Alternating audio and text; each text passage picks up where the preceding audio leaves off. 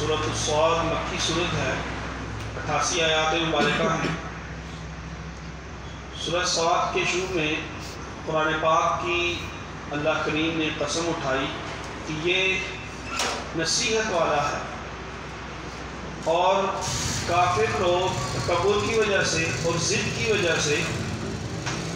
قرآن پاک کی حقانیت کا، اللہ تعالیٰ کی کتاب ہونے کا انکار کرتے ہیں، اور یہ اس بات پر بھی تعجب کرتے ہیں کہ نبی پاک صلی اللہ علیہ وسلم ایک الہ ہونے کی دعوت دیتے ہیں۔ اور حقیقت یہ ہے کہ ان کی جو عمل ہے، ان کا عمل وہ قابل تعجب ہے کہ انہوں نے کئی الہ بنائے ہوئے جو عقل کے ہی خلاف ہے۔ اس کے بعد انبیاء کرام کا تذکرہ فرمایا، اور ان انبیاء کرام میں حضرت داؤد علیہ السلام، ان کا تذکرہ تفصیل کے ساتھ ارشاد فرمایا کہ داؤد علیہ السلام کو ذاکر دل عطا فرمایا تھا، اللہ کریم نے شاکر زبان عطا فرمائی، اور اس کے ساتھ ساتھ ان کو حسن صوت عطا فرمائی، خوبصورت آواز عطا فرمائی۔ وہ اللہ کریم کے انتہائی شکر گزار بندے تھے، اور انہوں نے اپنے اوقات تقسیم کیے ہوئے تھے کہ اس وقت میں خدمت کرنی ہے، اس وقت میں اللہ کی عبادت کرنی ہے، اس وقت میں عام لوگوں کی نفع رسانی کے لیے، رعایا کی دیکھ بھال کے لیے وقت نکالنا ہے، اور اللہ تعالیٰ نے انہیں حکومت عطا فرمائی۔ اس کے بعد حضرت سلمان علیہ السلام اور ان کی آزمائش، جس کی وجہ سے وہ دوبارہ اللہ کریم کی اس حکم کی طرف متوجہ ہوئے، اس کو بیان فرمایا۔ اور ایوب علیہ السلام کا واقعہ انتہائی سبق آموز ہے۔ ہماری جو آج کی زندگی ہے، اس میں داؤد علیہ السلام، حضرت ایوب علیہ السلام کے واقعے کو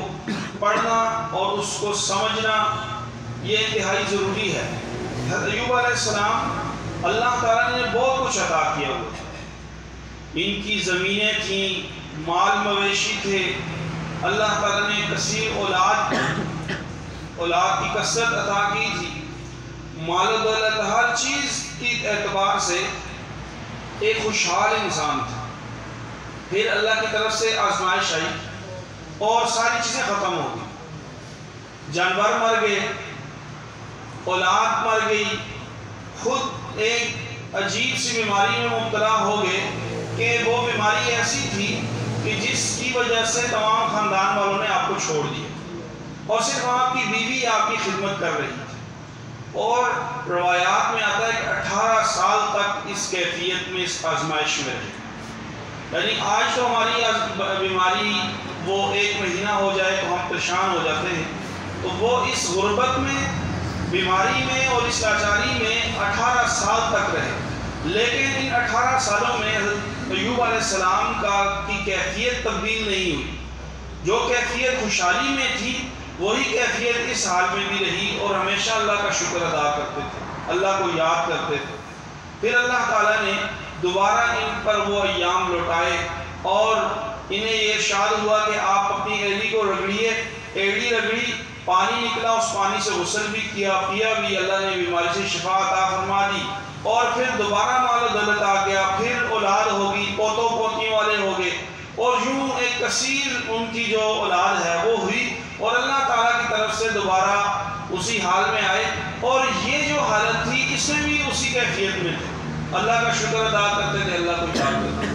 تو گویا کہ خوشحالی آئی تب بھی اللہ کو یاد کیا، تندرستی ہوئی، بیماری آ گئی تب بھی اللہ کو یاد کیا، اور اس کے بعد پھر خوشحالی آئی پھر بھی اللہ کو یاد کیا، اور کسی وقت میں بھی غیر اللہ کی طرف ان کی نظر نہیں اٹھی۔ یہ ہمارے لیے سبق ہے کہ حالات جیسے بھی ہوں، ہمیشہ اللہ تعالیٰ کی ذات کے ساتھ تمہارا غیر متزلزل ایمان ہونا چاہیے، یقین ہونا چاہیے، اللہ تعالیٰ کی ذات پر ہمارا 100% یقین ہونا چاہیے کہ پہلے حالات بھی اللہ کی طرف سے تھے، یہ حالات بھی اللہ کی طرف سے ہیں، اور یہ تبدیل ہوں گے تو بھی اللہ تعالیٰ کی طرف سے ہی ہوں گے۔ سورۃ الزمر یہ مکی سورہ ہے، اور اس کی 75 آیات مبارکہ ہیں۔ اس سورہ مبارکہ میں اللہ تعالیٰ کی تخلیق اور اللہ تعالیٰ کی نشانیوں کو بیان فرمایا، اور انسان کو اپنی ذات کے اندر غور کرنے کی دعوت دی گئی، اور اس کے ساتھ ساتھ ارشاد فرمایا ہے کہ تم بھیڑ بکریاں اونٹ گائے یہ جو تم اپنے فائدے کے لیے تمہارے جانور ہیں ان کو دیکھو کہ اللہ تعالیٰ نے ہر ایک کا نر و مادہ پیدا کیا، اور پھر جب رحم مادر کے اندر جنین ہوتا ہے، وہ بچہ ہوتا ہے، تو اس کو اللہ تعالیٰ 3 پردوں کے اندر اس کی افزائش کرتے ہیں، وہ پلتا ہے، بڑا ہوتا ہے، پھر پیدائش ہوتی ہے۔ یہ اللہ تعالیٰ کی صفت تخلیق ہے، اور یہ اس وقت بتائی جا رہی ہے جب اس کا تصور بھی نہیں تھا، اور آج کی سائنس اس کی تصدیق بھی کرتی ہے۔ اور اللہ تعالیٰ کے ذکر، اللہ تعالیٰ کی یاد، اس کی اہمیت بیان فرمائی کہ جب انسان اللہ کے ذکر کی طرف، اللہ کے اس کتاب کی طرف جو اللہ تعالیٰ نے نازل فرمائی کہ سب سے بہترین بات ہے، اور اس میں مختلف واقعات کو بار بار ذکر کیا گیا، تکرار کے ساتھ ذکر کیا گیا ہے تاکہ اس سے نصیحت حاصل کی جائے۔ اور جب قرآن پاک کی انسان تلاوت کرتا ہے، اس سے ان کے دل بھی نرم ہو جاتے ہیں، ان کی جلد بھی نرم ہو جاتی ہے، اعضاء بھی نرم ہو جاتے ہیں، اور انابت آتی ہے۔ 2 طبقات اہل اسلام یعنی اہل ایمان اور اہل کفر، ان کا تذکرہ فرمایا، اور پھر تذکرہ فرمانے کے بعد ارشاد فرمایا کہ یہ کبھی برابر نہیں ہو سکتے، اور پھر قیامت کے دن دونوں کے ساتھ کیا جانے والا سلوک اس کو ذکر کیا گیا کہ کافروں کو بھی گروہ در گروہ لایا جا رہا ہوگا، اور جہنم کی طرف لے جایا جا رہا ہوگا، اور جہنم کے دروازے پر جب یہ کھڑے ہوں گے تو دروغہ جہنم دروازہ کھولے گا، اور پھر وہ ان سے سوال کرے گا کیا تمہاری طرف پیغمبر نہیں آئے تھے، وہ آیات کی تلاوت نہیں کرتے تھے کہ تم گمراہ ہوئے اور پھر آج تم اللہ کی ناراضگی کی طرف آگے؟ یہ کہیں گے کہ ہماری طرف تو آئے تھے، قالوا بلا، یہ کہیں گے بالکل آئے تھے، لیکن ہم نے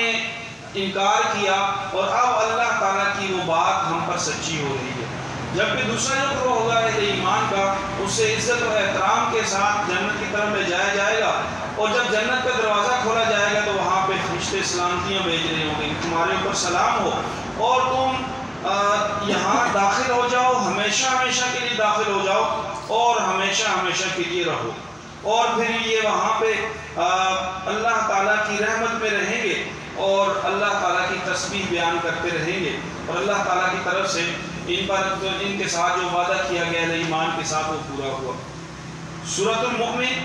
اس سورہ مبارکہ سے لے کر سورۃ الاحقاف تک یہ 7 صورتیں آتی ہیں جن کی ابتدا حامیم سے ہوتی ہے، اور ان کے مضامین مشترک ہیں۔ ان میں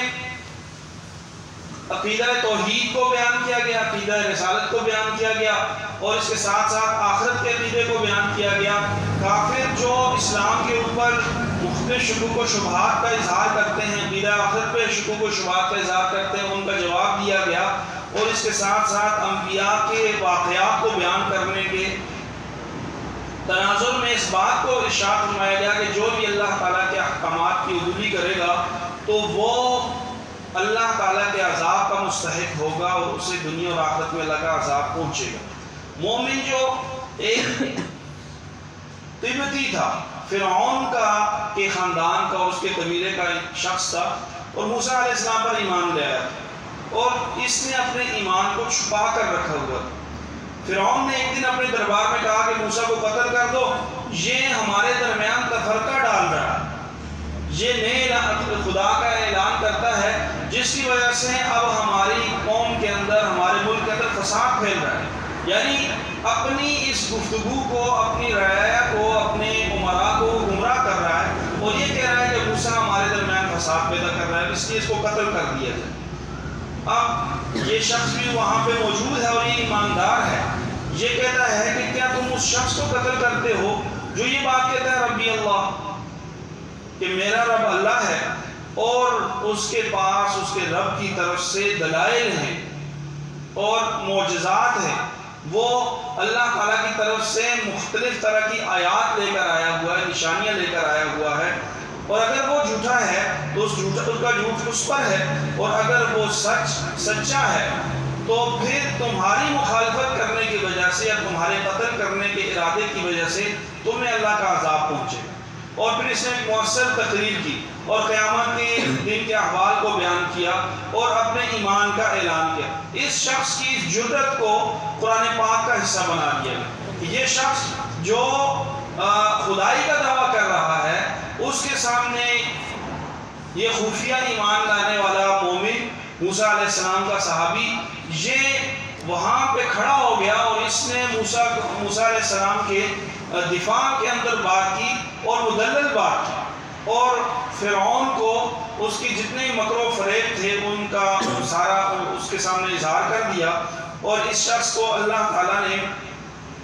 چونکہ اس کی شہادت ہوگی اور اللہ تعالیٰ نے جو اس پر انعامات اور اس کو اعزازات سے نوازا، اس کا تذکرہ یہاں پہ موجود ہے۔ گویا کہ ایک بات جو ان تمام سورہ مبارکہ کے اندر بنیادی حیثیت رکھتی ہے وہ یہ ہے کہ ایمان سب سے بڑی دولت ہے